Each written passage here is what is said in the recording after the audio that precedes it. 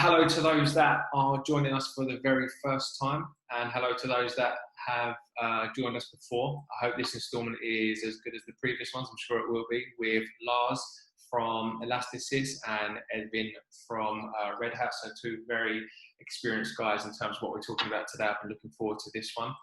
I think it's only fair and fitting that I hand over to Lars and Edwin to give introductions of themselves, because they'll give it more justice than what I will. So what I'll do, I'll hand over to you, and then when it's time for the presentation, Lars, I will make you the host and have full control to give the presentation. So do you want to just tell the people who you are and what you're talking about today? Absolutely. So my name is Lars Larsson, and as Joe said, I work for Elasticys. It's a cloud-native company based in Umeå in northern Sweden. We focus specifically on bringing cloud-native technology to regulated businesses. So fintech, medtech, any company basically that works a lot with sensitive data. And instead of having old and difficult to deal with regulations that you have to manage somehow, we provide cloud-native based platforms using Kubernetes and other managed services so that you can still be agile. So that's what we do. I will also just have one slide about what we do. But the main topic for today is, of course, Kubernetes versus OpenShift. And Edwin works a lot with OpenShift. Yeah, so my name is Edwin Norling. I'm based in Gothenburg, Sweden, southwest part of Sweden. I'm a Red Hat OpenShift consultant, so I'm part of the services part of Red Hat. So my job is to go out normally physically, but nowadays since Corona, mostly virtually to customers and help them out to get started with OpenShift from an infrastructure level, but also from an application level, and try to get things rolling in whatever the customers needs, and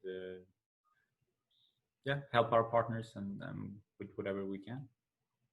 So that's what I do day to day. But other than that, I'm rather active in the Gothenburg Kubernetes community, and I try to hang out there. And you can also find me on the Kubernetes Slack in OpenShift and SE users. And yeah, that's about me, I guess.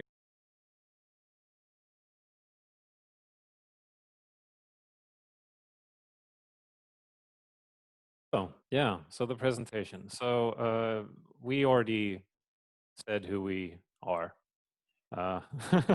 So no need in going into that slide. The outline for today is basically, first, I will talk a bit about the background, applications, containers, Kubernetes, right? So we have sort of a common view of what the main area is. Then, of course, we will dive more into OpenShift, why, what, how. Edwin has so kindly prepared a demo environment for us so he can show the OpenShift Web UI, which is one of the great features that OpenShift ships with, and also the command line tools. So you can use both Kubernetes ones and special ones for OpenShift. After the demo, we will talk a bit about sort of pros and cons. I'm going to make a shameless plug for, the Elasticys Kubernetes distribution that we call Compliant Kubernetes. And then there's the Q&A session with questions that we have already received sent to Joe.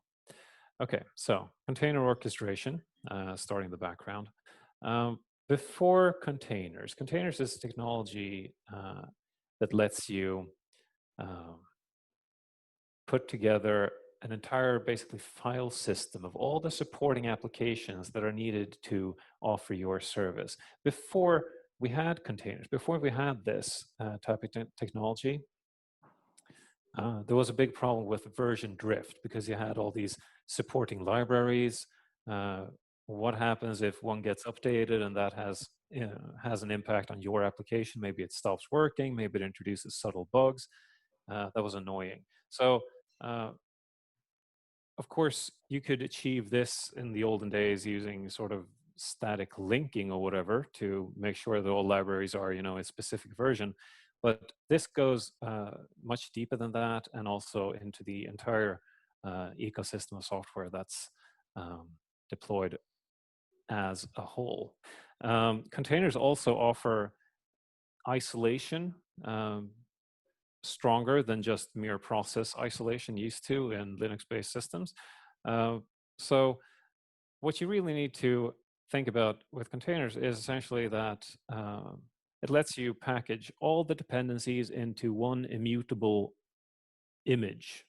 And that image is something you can then deploy, and it's going to have the exact same immutable contents on your own laptop, on your testing server, test servers, and also in production. To manage and to orchestrate containers at scale, that's a challenge, of course. In a distributed system, of course, you want to have multiple application instances.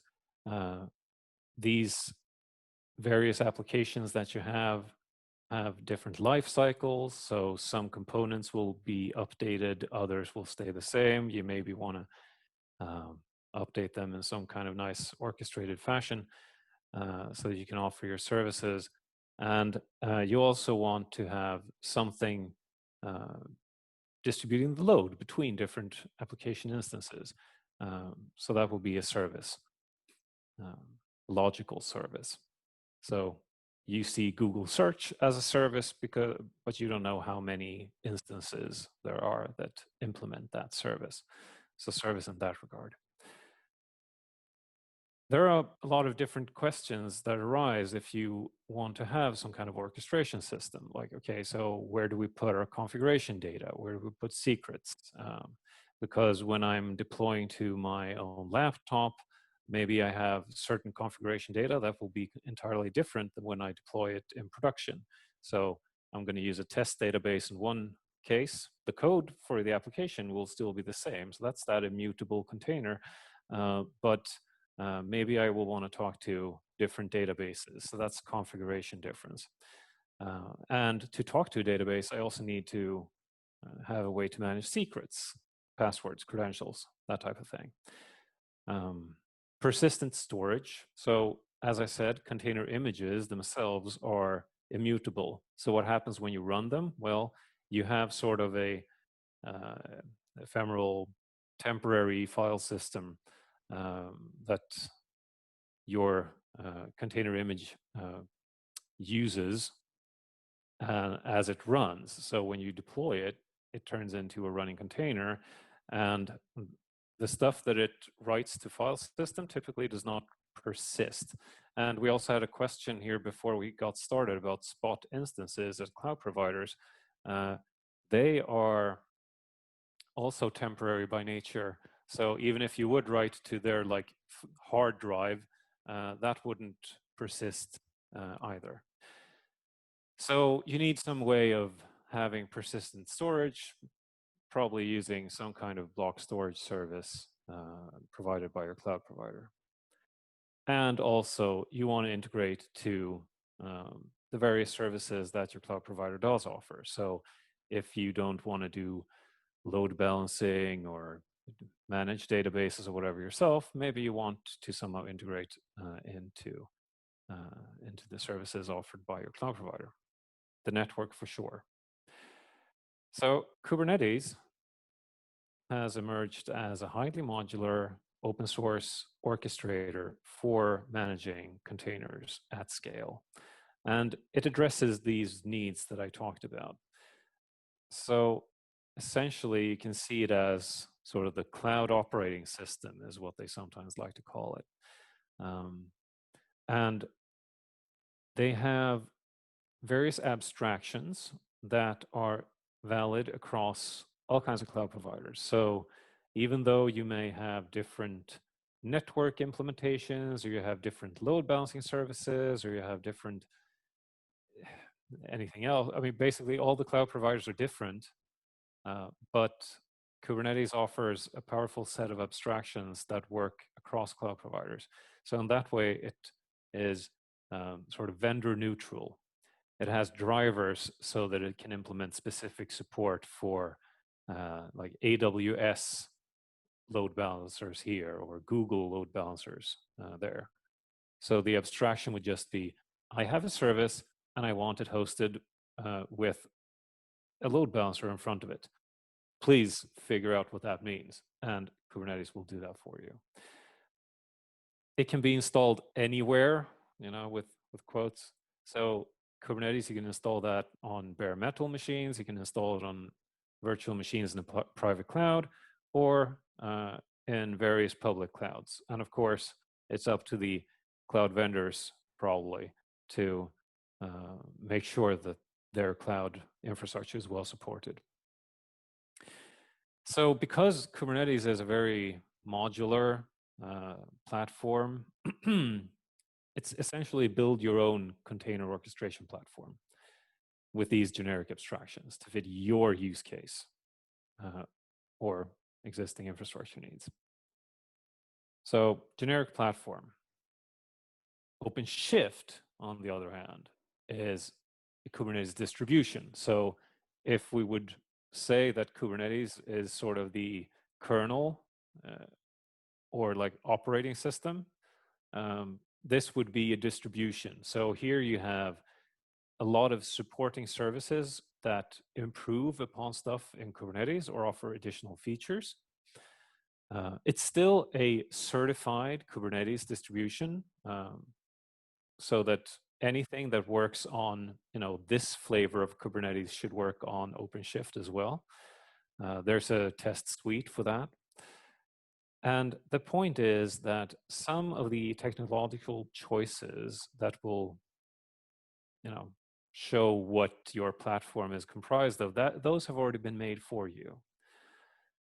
Specifically, OpenShift has stricter security defaults than regular Kubernetes. And there's a large suite of integrated tools that address a larger problem space. So it ships with its own image registry. You have pipelines, support for CI/CD pipelines, continuous integration and continuous deployment pipelines in your cluster. There's something called source to image that they've developed. So essentially trying to make it so much easier for a developer to write their source code and then have that built into one of these container images and put into an image registry, just in one swoop, so that it's easier to then use these for deployments.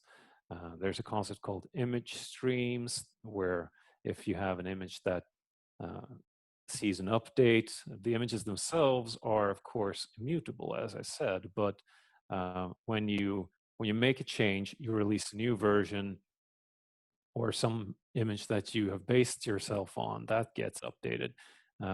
There's sort of a stream of images that really are your service, are your services. So maybe, so image streams can help you set up that as a very nice flow so that it gets released in a nice fashion. I'm not sure if Edwin will show us something like that. I don't think, because that would imply a lot of build time and stuff like that. But maybe you can. No, you will not. I totally understand that. As I said, that would take quite a bit of time. They also have something called the deployment config, which is a OpenShift specific concept. Maybe we can talk a bit more about that later, but it's also related to CI/CD processes. It ships with a service mesh, so it ships with the Istio, that service mesh, and also with a variation of Knative, something that allows you to have sort of serverless processing, in the sense that you can have deployments that scale down to 0 instances, which is great if you have a limited budget for running your cloud infrastructure, and I think everybody does. So you can scale down to 0, and as a request comes in, your deployment will scale up automatically to deal with that request, and then it can be scaled down again as well. So that's a kind of cool feature that exists and is made available due to the use of the Istio service mesh and Knative just to jump in there, integration. To get those, you need to buy some more subscriptions from us to get support on the service mesh and serverless, and also the same thing with the OCS if you want to be able to run, more or less a Ceph cluster together with Rook on your OpenShift as well. Absolutely, yeah. So if I say batteries included, maybe I should say batteries included the more you pay. But the more you pay, the more batteries are included. But the point is, it's all configured to fit together really nicely, and that's a very good aspect because you want to spend less time fiddling around with infrastructure and more time actually doing the stuff that you should get paid for. So this image I took from the official documentation. So basically just what it says is, where does OpenShift sort of live in your entire cloud deployment? So it can deploy to physical, virtual, private cloud, public cloud, or managed cloud, of course. So Red Hat partners up with various public cloud providers to offer as a managed service. So based on Red Hat operating systems and based on Kubernetes, you have a whole bunch of cluster services that are specific to OpenShift and have been configured to work together very nicely. And as Edwin also said, then you have the broader platform. Then you have additional platform services like service mesh and serverless and it's stuff like that. And there are also independent software vendors that have implemented additional application services, and there are cool things for developers as well. Do you have anything here that you want to shine an extra light on, Edwin, do you think?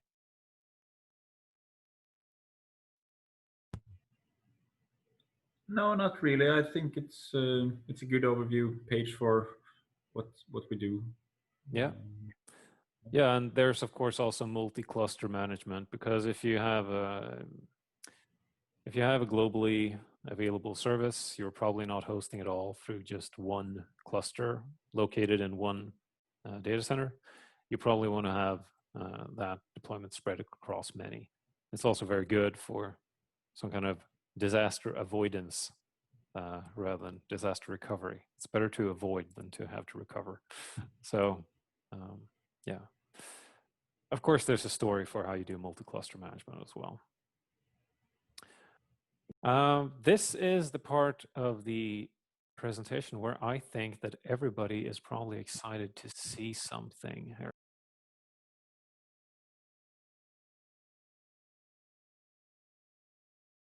What could possibly go wrong? Yeah. So, yeah, can you see my screen? Yes. Yeah. So first, I just want to say that I'm here as a private person. I'm not here as Red Hatter, so to say. If I say some stupid stuff about Red Hat or my personal opinions, they are my personal opinions. And if I'm wrong, keep it against me, not my company. So yeah, how it is. I don't get paid to do this. This is my lunch, just as yours. Yeah. Same, by the way, different employer, but same story. Yeah, so I guess I haven't really prepared anything here. I thought I would show. So I set up a small cluster in Azure earlier today. I'm currently actually out physically with the customer, and their proxy was making a big fuss for me. So I couldn't actually reach my cluster. I'm like, what? The first time my Azure install didn't work in probably 6 months or something like that out of the box. And then, oh, right, I have to be able to talk to some rather specific IPs on Azure. And they are apparently blocked here. So I jumped up to my phone Wi-Fi and on it worked. Yep. Yeah. It is what it is. So I thought I would mention what I think is. So Joe was asking me. This is overall a DevOps featured meetup, and we talked a bit about what is the what is the best part about being in OpenShift as a developer. And I would say, as a developer, if you have a vanilla Kubernetes, whatever that is, then you can't really do anything as a developer because you don't have the tools enough to do it. So you have to have an administrator that had put in a number of hours into making it possible for you to log in, to be able to get access to the specific products that you should have access to, and those kind of things.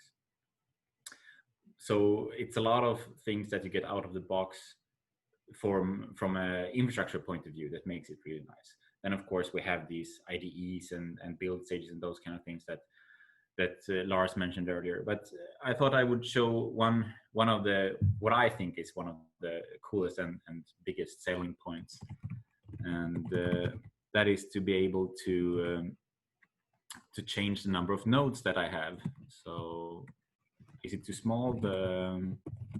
No, it's fine. Fine. I think. If you full screen the presentation, which I think Zoom does by default, it should be fine to read. Yeah, good. I haven't exported it. Get nodes. So here we can see that I have 3 workers and 3 masters here. And if I want to change that, I will actually scale down my cluster now because I don't have enough, what's it called, subscriptions or something like that in Azure to be able to have more. You have to put in a request to get a pretty decent size of cores and those kind of things. So what is happening right now is that I'm using an operator that is called a machine set. So I will wind back a bit. So OpenShift is built on something that is called operators. That was introduced by CoreOS in 2 years ago or something like that, I think. And then I will have to go a bit deeper to make it possible to understand easily in the long run, I think. But an operator builds on something that is called a CRD or a CR, a custom resource definition. And these custom resource definitions is what makes it possible to easily extend the OpenShift API, or the Kubernetes API rather. So by default, you get like these deployments and pods and services that Lars mentioned.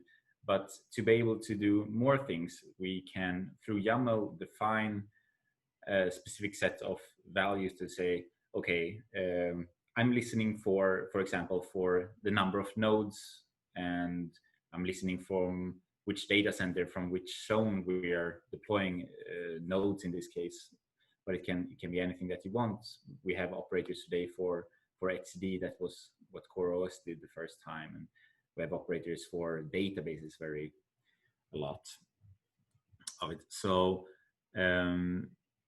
these extensions is what is built around OpenShift, and it's really a core part here. So when I set this replica to 2, I'm changing, saying that, okay, right now I'm having 3 nodes, and in future, sure, I want to have just 2 nodes. And since Kubernetes is a state machine in that way, if you say that if you want something of 5 something, it will make that. And if one disappear for some reason, the scheduler will fix that for you as well. So it's the same thing here. So here we can see first when I set the replica to 2, it disabled the scheduling. In next stage, it actually, I should have put on a watch here, but I didn't. It disables the scheduling, so no new pods can be deployed there. And then it will evict all of the current pods that is running on that host. And then it will start to move those over. And then it will delete the node completely. So now you can see that I only have 2 worker nodes in my little cluster instead. And now E is not a very good thing to write here. No, but it's good to see that it prevents you from making typos. Yeah, exactly. So this will take a bit longer time because we will have to, the Azure spins up a new host and provision is for me, etc., etc. But this is one of the coolest things, I think, because this is something that we can do in OpenShift no matter where I am deployed nowadays. I can do it on VMware, I can do it in AWS, I can do it in OpenStack, I can do it on bare metal. It's a bit harder on bare metal, but it's possible to do if your admin guys have done some stuff. And so that is one of the things that I don't see any other products, Kubernetes products, being able to do that. Sure, if I deploy on AKS, I can have auto scaling group in AKS, and it will auto scale that for me. And I can do the same in AWS, but those are separate APIs. So for me as a Kubernetes administrator, I have to know 2 or 3 different APIs from my cloud provider. But if I'm using OpenShift, then I can just have this simple solution here and being able to do this. And we also have, so now you saw me doing it manually, but we also have ways of doing this automatically to both scale up and down nodes, which is pretty cool, I think. Then of course we have the nice UI, and if you ever seen a demo, I'm sure you have seen these kind of things as well. So we give you a quick overview. So in OpenShift, it's we include a Prometheus instance, which monitors the nodes and the pods of that is part of OpenShift. And it makes sure that we get these nice little graphs here that we can see straight up the box. But this is only for OpenShift, for Red Hat. So you are available to look at that data and see it, but it really is that to know if something is happening with the cluster. But you as a administrator cannot perform any changes to it. To do that, you will have to install another Prometheus instance actually. But we have support, or it's a tech preview feature. Yeah, it's still a tech preview in 4.5 to be able to get user monitoring as well in there, which is nice. I've used it since 4.3, I think, the first time it came as a tech preview, and it's worked great ever since. So I can really recommend that part as well. And yeah, we mentioned this with operators. So we have something that we call Operator Hub, and here all of you can, operatorhub.io, all of you can go in and check for available operators that has been written by the community, by the open source community, by our partners for whatever, like Aqua, Argo CD. If you want to do databases on Kubernetes, we can do that as well. And these operators help to add, yes, as the name sounds, operational knowledge into software. So, for example, if you're having a Cassandra or a Cockroach DB or something like that, I don't know about you guys, but I don't know Cockroach DB super well, but they do, at least, so I can get something up and running, which is rather nice. And this is all integrated into the OLM that we call it. So we can just search for it here. And now recently, Red Hat and IBM released something called Marketplace. So you can actually buy support from these partners directly through our Marketplace, and it will be, which is really nice if you want to have those kind of features. And this operatorhub.io, it is available for you to use no matter if you're using OpenShift or Kubernetes. So you can even get this OLM, this kind of feeling for your administrators. You just have to install it on your cluster, but it comes pre-installed on OpenShift. Yeah, we also have, so one of the things that is different from OpenShift is that we have something that is called routes, and that is HA proxy that is built on top, because so long time ago, OpenShift 2 existed, and then it was built upon OpenStack. So when Kubernetes came, Red Hat pretty early jumped on the thing that, okay, we're going to build the next version of OpenShift on Kubernetes, and that they did when they released OpenShift 3. But that was so early in the Kubernetes world that Ingress didn't exist. So, and since we had a bunch of customers that needed to have Ingress and that all existed in OpenShift 2, they created these routes in OpenShift. So if you go and see from a bunch of, Red Hat have added a bunch of feature that was missing in OpenShift 3, and due to this, we have a lot of these APIs that is legacy in many cases, because Kubernetes have catched up and been able to add those features that we needed straight away. And the same thing is with route. So by default, personally, I'm using route all the time. I'm recommending my customers to use this because you get a bunch of things out of the box. If you don't want to use HA proxy and our route concept, you can just create a normal ingress and it will work fine. And that is one of the big things with OpenShift, and as Lars also mentioned earlier, that Kubernetes is the layer, and then OpenShift is the product on top that we have added a bunch of features that we feel need for. So you can do whatever you want in OpenShift, and you can ignore all the things that Red Hat thinks is a good idea, and you can do whatever you want, but then you will have to do it on your own, right? Nothing strange there. But yeah, of course, if you use our features, then you get a bunch of them out of the box. Yeah. But I wasn't actually going to show much more. Yeah, you can look at specific builds. I haven't triggered any builds. I will tear this cluster down in a few minutes. I'm currently with another customer, so I didn't have time to prepare super cool build jobs or anything like that. But yeah, I think that's for me, Lars, actually.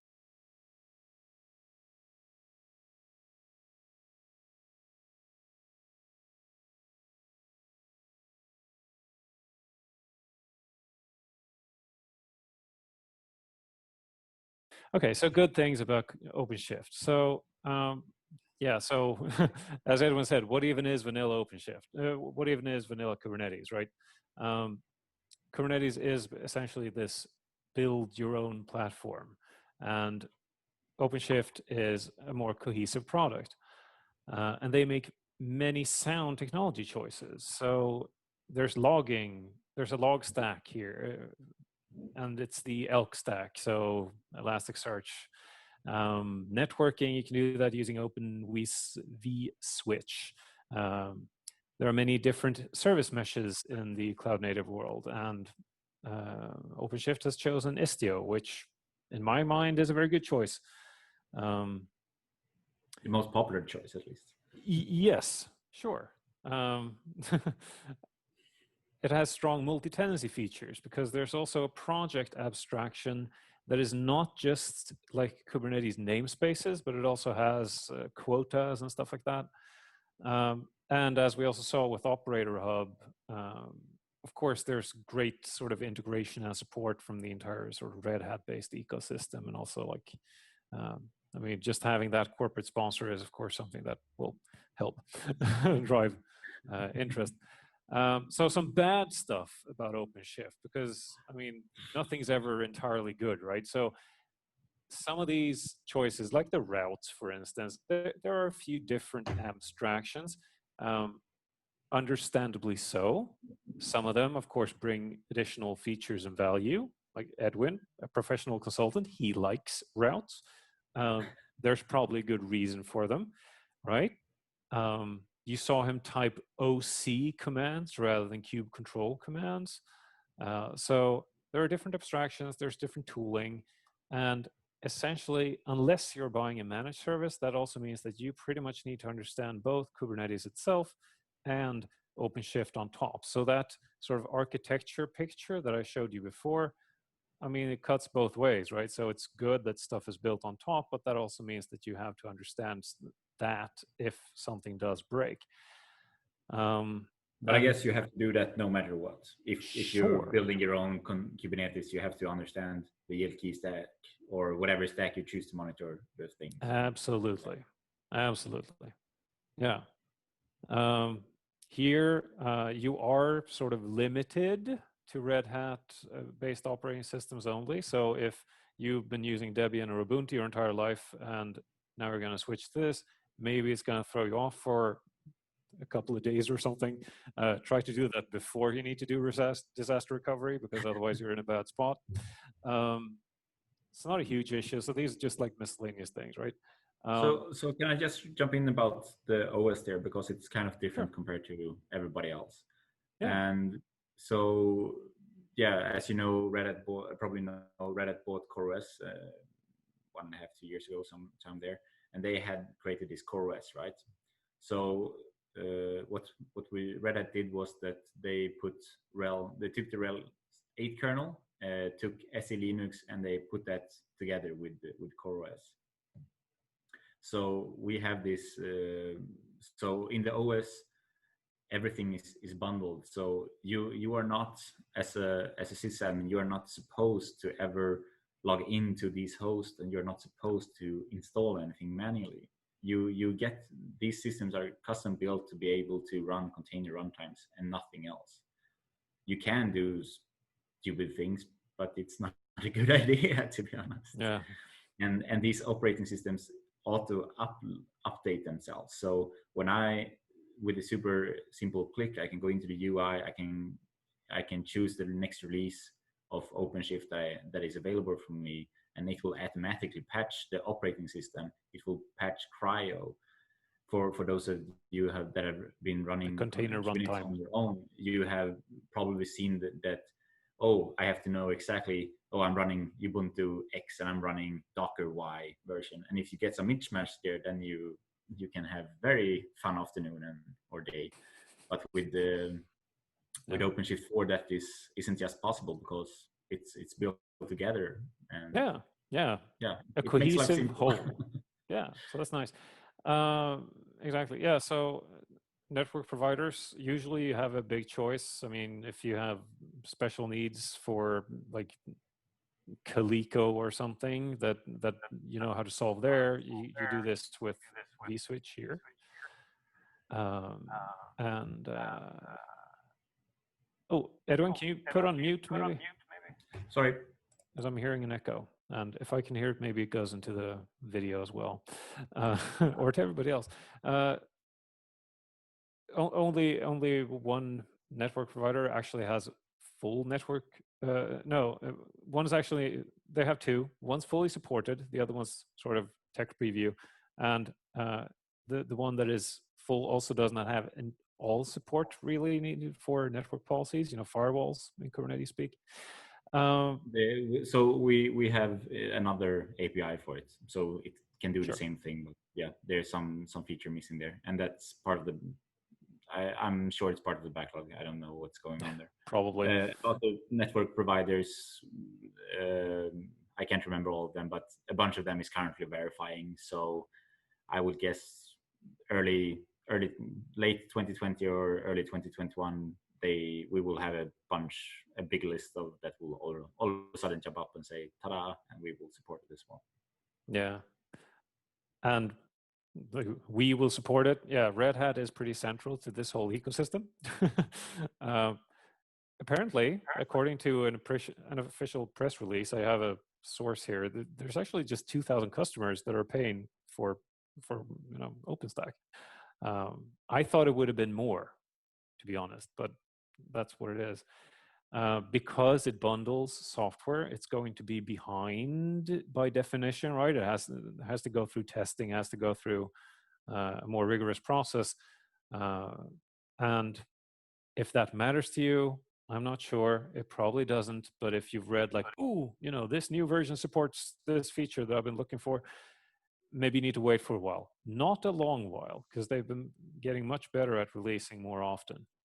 And then there's the issue of, yes. The goal with OpenShift is that we will be one release behind all the time. So 4.5 is built upon for 1.18, and the 1.19 just got released. So 4.6 will, no, 17 of course, and the next will be 1.18. So we always trail one release, and the goal is that we should release it like 2-3 weeks after the new Kubernetes release. So that is the goal. Not always achieved, but yeah. Yeah, but I mean, something goes into building the product. That's we obvious. have a 3 months cadence, or a 9-month cadence when it comes to support. So we support 3 versions at the same time currently. I don't know if that will change now that the Kubernetes community is changed to a 1-year cadence instead, but that is how it is currently. Speaking of cadence, we need to get to questions pretty soon. So pricing is, of course, also something that you sometimes hear. I just ran these numbers. I'm not sure if I made everything correctly. I mean, there's a pricing calculator that Azure has. If I set it to 30 workers, 3 master nodes, and I use 1-year reservation prices, if you just do the infrastructure and would install like some open source Kubernetes distribution, like open source version of OpenShift, if that's what you want, or some other one, the infrastructure costs themselves would just be around 3,000 euros. But if you also want to use OpenShift, and no upfront, if you want to use OpenShift, there's an associated licensing cost for this managed service on Azure. That's going to be pretty costly upfront, and also add on top of your monthly costs. So I'm not sure if I made this entirely correctly. But also this is the managed service, right? So yes, it's the managed service, but I mean, this means that it's Red Hat and Azure together that manages this setup. So you don't have to think about your system administrators can do something else instead of this. So I did the IPI install, so then you will have to take care of it on your own. So I think that would remove a lot of the normal cost. But yeah, I don't know.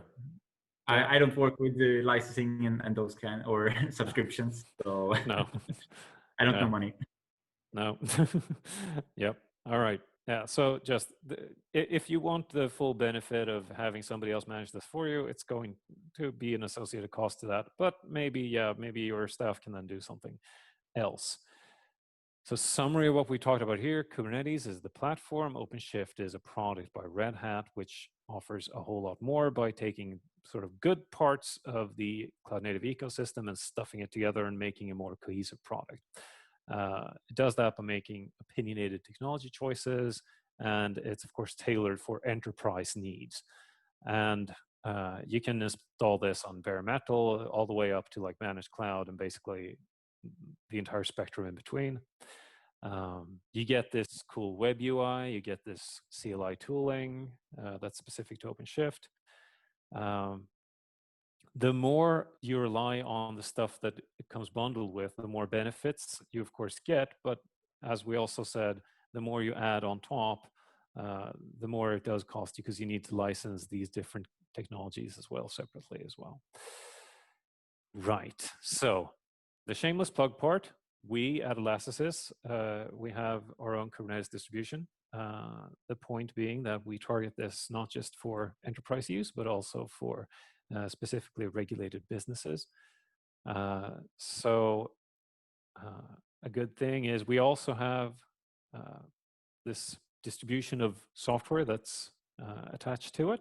So we have something for logging, we have something for monitoring, intrusion detection, sandboxing your containers, policy enforcement, intrusion detection, all kinds of stuff you need to be in compliance with various regulations for fintech or medtech or so on. And key feature here as well is that this can be managed on your private infrastructure or in EU-based or US-based clouds. And if you're familiar with the recent Schrems 2 ruling, you know that GDPR, etc., prohibits actually use of US-based cloud vendors, which is going to be a huge issue. So if this sounds interesting to you, we'll get to the questions. If this sounds interesting to you, get in touch with us at Elasticys. You can also go to compliantkubernetes.com to read a bit more. And that's it for my shameless plug. So, the Q&A session. How much code does OpenShift add on top of Kubernetes? Somebody asked.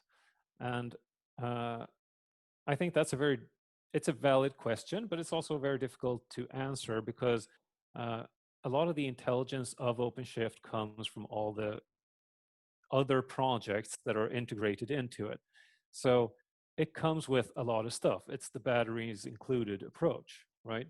And all these operators that Edwin talked about, you can get them from Operator Hub, but also the ones that ship with OpenShift. Technically, that would be added on top of Kubernetes in a sense, right? But I think that obviously OpenShift is going to be a lot bigger than just the underlying Kubernetes platform. But the point is, of course, you're getting something for that increase in size and complexity. Edwin? Yeah, you're nodding. So yeah, I totally agree. There is of course a fork, and they grab the things from the upstream Kubernetes one and put it in there. And I think I don't think any distribution don't do a fork on it. No, exactly. Yeah, you need to do some kind of. Yeah, it is what it is. And as Lars points out, most of the big changes to code is within the operators, and that is outside it. So if you go into the GitHub/OpenShift, you will find a bunch of operators there that actually builds up most of this logic here. Yeah. So somebody also asked, does porting an application from OpenShift to Kubernetes require a lot of code changes? None. No code changes to your actual code. Maybe if you deployed using OpenShift specific abstractions like deployment configs that we didn't really talk too much about, or you did routes rather than ingresses, maybe yes, then you do need to port that. But it's not application code changes, because the application code can be the exact same. It's the exact same image. It's just the deployment descriptors around it that would change. We should mention though, if you go the other way around from Kubernetes into OpenShift, the biggest difference there is that OpenShift by default do not allow root to run on containers. You can overwrite this, but we have this setting for a reason. Yeah. No matter which provider you're using, never ever run root in your containers, please. Mm-hmm. Exactly. It's a very good way of getting hacked. Yes. Reduce your attack surface. Somebody, this is not really a question, but somebody said OpenShift seems bloated because 60 plus namespaces as it boots up, and I still have to manage authentication, etc. Well, yeah, sure, but you don't but get it sort of it is what it is. But I mean, it does offer more than just the underlying platform, right? So you don't get another namespace by adding authentication either. And how, of course, you have to add authentication. How else should we know where to get your user data? It's No, but it's a valid. I mean, I think it's a valid sort of concern. Yeah, it's bloated it's of course. Yeah. But yes, I mean, it's big, but the point is it's big. So you don't have to go hunt down all these individual pieces yourself. Possibly related to that, possibly from the same person, that it's slow to install. Other distributions install like 5 minutes or whatever. OpenShift takes at least 45. But maybe, but I mean, we saw Edwin sort of spin down and up the worker, and that was pretty easy. So, I don't if you install it like, I don't think like OKD or GKE or GKE, of course, not OKD. GKE can be installed in 5 minutes. I think it takes like 20, 30 minutes to get it from any of the cloud providers. Yeah, but I mean, of course, if you're comparing to Kind or Minishift, yeah, it's a on-computer installation. Yeah, exactly. Yeah, so I mean, I've installed Kubernetes, vanilla Kubernetes using KubeSpray, and I mean, that can take a while too, right? So it's, how often do you do this, right? Compared to the value you're hopefully getting. Resource intensiveness. So sort of the mini cube version requires 4+ CPU cores and 20 gigs of RAM and whatever. So what's up with that? Yeah, the batteries included add some weight. It for sure does. For the same reason, in Minikube and Minishift, or in Minikube and in Kind, you want to have the Kubernetes, vanilla Kubernetes experience, right? And then you would yourself add a bunch of things. And it's the same thing here in OpenShift, that we want you to have as close of a real experience as possible. So yeah, it's supposed to feel but like I OpenShift. totally agree. I had to update my laptop to be able to run CRC in a good way. Yeah, it's us, but it is what it is. It's also a good way to get your manager to prove that you get a nicer laptop. Okay. Source to image, somebody asked about. So it's a technology that OpenShift developed basically to take your source code and run it through the build steps, etc., to make an image out of it. So it just goes from source to image. Sort of, I would say, a predecessor to, well, no, but it's like a part of GitOps in a sense.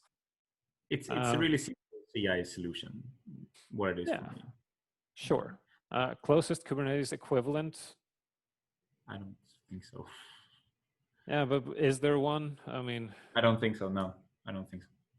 No, I mean, basically, if you set up nice pipelines in whatever build system you have, you can get this kind of this type of functionality.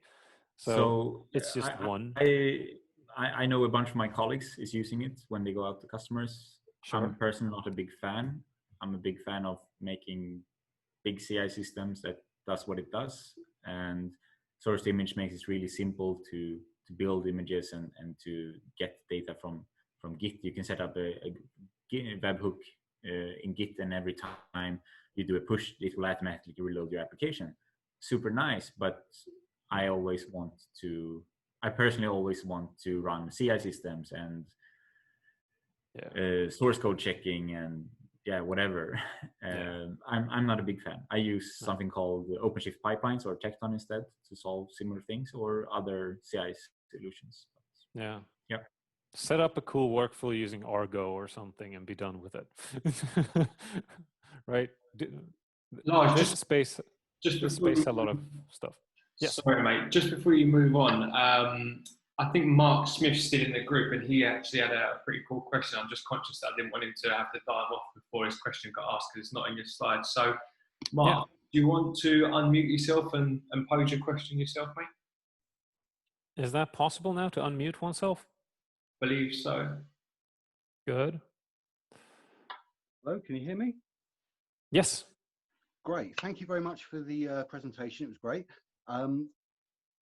Thanks. As a very small business, is there any way of getting into the OpenShift ecosystem at a more affordable level? I mean, you mentioned that it's more of an enterprise-based software. Is there like a starter edition or something for like a small company can actually afford? And secondly, it was actually my primary question, but it may well be too sort of generic, but I was going to ask, would Kubernetes and or OpenShift be useful for a small business that wants to basically host multiple products or web services using one consolidated backend? I've been thinking about using Kubernetes as, forgive the old analogy, but as like a multi-homed server, whereby I've got different interfaces that are all hosting separate services. Sure. From the point of view of keeping costs to a minimum and making sure that it's easy to manage and so on. So, but obviously, as a very small business with a very small budget, given what you've mentioned about OpenShift being more enterprise-based, that's my source of concern, really. So I would like to pass the question about if there are different pricing levels over to our Red Hat person. However, I could answer the second one and say that yes, it's definitely a good way of turning your set of computers, whether virtual or physical, your cluster into something where you can host multiple services, and that's exactly what this is great for. The if I get to plug Elasticist once more, you know, you could use compliant Kubernetes that you manage yourself, but you get support from us, so you can have like a support deal rather than a managed service, if that feels like too big a threshold. And then I'm going to ask you know, Edwin from Red Hat to say something from Red Hat. So you can always use the open source OpenShift, which is OKD, which is available now, and it works fine nowadays. And it's got the same features. It's just that you don't buy a subscription and you don't get the support, obviously. But there's an open source community that is there and happy to help. Of course, it will. If we're talking about how much CPU do I get per worker node or something like that, because our instances, as mentioned earlier in the questions, it's a bit bigger because of all the whistles included. I would say it's worth it, because you as a small business, I would assume that you don't want to put hundreds of hours into building your own Kubernetes solution. So then I think it's a good way of doing it. But in many cases, depending on how small you are and how many you are, personally, once again, my salespeople will kill me, but I would probably go with the cloud provider and use some hosted solution there that you can just run, some stateless app that can go up and down or something like that. But it's also a thing to jump into, of course. So. But even there, don't run your containers as root. No. Okay. Mark, do you feel like you got answers to your questions? Yes, that was very useful information. I will check out the open source version, and yeah, great. Thank you very much indeed. Thank you. Do we have any other questions as well? Joe, have you received any over email? I'll double check right now, but I don't believe so. If not, then please do go back to finishing off the ones in your slide. But give me one second. Oh, we are finished with the ones in the slides. So this is live from the audience right now. If there are any questions, and if not, I can hand the host role over to you again, Joe. No, the host, excellent. No, so I've had nothing else come through. We've just gone over the hour, but I feel like this has been really, really informative. But if there is anybody else like Mark that did want to ask a question while we've got Lars and Edwin, then please just unmute yourself and fire away. Otherwise we have had a successful session. But I'll give it just a few seconds if anybody wants to throw a question across. Yeah, I guess I can also mention that it's just to, if you have any questions, find me on LinkedIn. I can write a message in the meetup group, and you can get my email as well. And yeah, just reach out, and I will be happy to help. But I would really recommend, if you have OpenShift specific questions, or Kubernetes for that matter as well, just go in, join the Kubernetes Slack, and ask questions there. There's I can't remember how many people there are in Slack right now. I think it's like 50,000 people or something like that. It's a big community that will help you with everything. Yeah, it's also showing. It's also a pretty good stress test for Slack itself at times. Like when there's a new release and everybody has reactions to it. It's it's an interesting experience. Yeah. No, thank you. Thank you so much for attending, everyone. I think it's been very nice, and thank you, Joe, for hosting this and for getting us all together. I think that was very nice of you. No worries at all. I appreciate your time. I know that taking an hour out of your day isn't always the easiest thing, so I appreciate your time, and also you as well, Edwin. I've just had a message come through from Ram. I'm just saying thanks to everybody. So thanks to me, yourself, Lars, and you, Edwin. No worries. Thanks for how that answered your question, Mark. Mark's just put in the group. Thanks. Very useful. So I think that's it, guys. So yeah, I'll just say thanks again for your time. Appreciate it. I will edit the video and get it up on YouTube. So I'll start to build the channel there, which is obviously going to be the centralized place for all of these videos. Our next one is in 2 weeks, speaking with the guys from Polar Squad in Germany about the alternatives to Kubernetes. So it's quite an interesting topic, that one as well.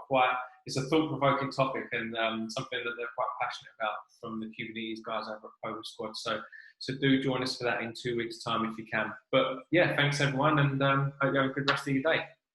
Yeah, you too. Yeah, thank you. Thanks. Cheers. Bye. Bye, guys.